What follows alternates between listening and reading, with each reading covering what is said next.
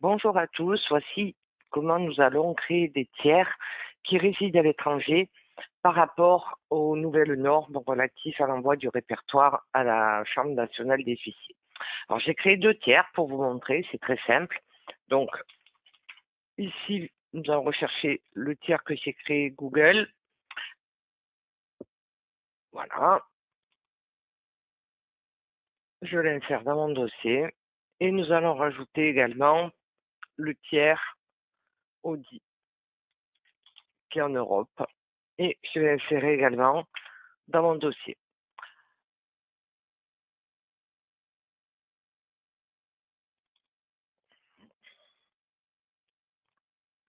Et vous allez remarquer que dans les deux cas, on valide.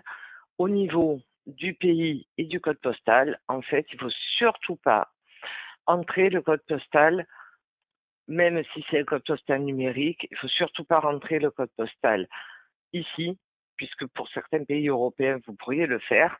Il faut rentrer de cette manière, c'est-à-dire vous rentrez le code postal rien et la ville ainsi que les éventuels caractères, vous les rentrez ici et n'oubliez pas surtout de rentrer le pays. Ça, c'est pour les pays étrangers qui sont hors Europe.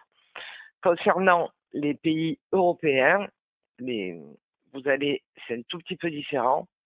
Enfin, c'est surtout si vous avez besoin d'ouvrir ensuite un dossier de TVA intracommunautaire. Donc, vous allez rentrer la rue et le code postal ainsi que la ville. Le code postal, vous mettez rien, et la ville et le code postal dans le nom de la ville. Et n'oubliez pas le TVA, le numéro de TVA intracommunautaire.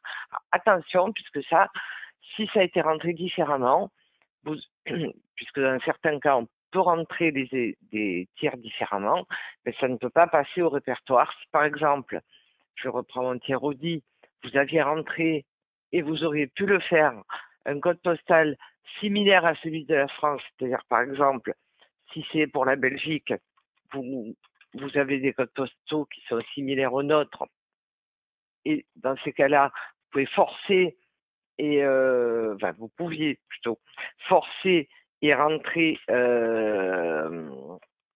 vous pourriez dans certains cas mettre par exemple ici Liège.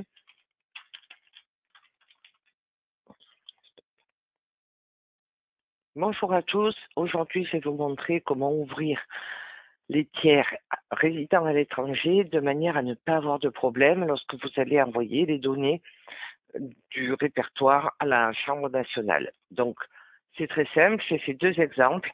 Un tiers qui réside hors Europe, donc je ne mets rien au niveau du code postal et je mets tous les éléments en fait dans la ville et ici et je n'oublie pas le pays. Si c'est un tiers en Europe, c'est la même chose.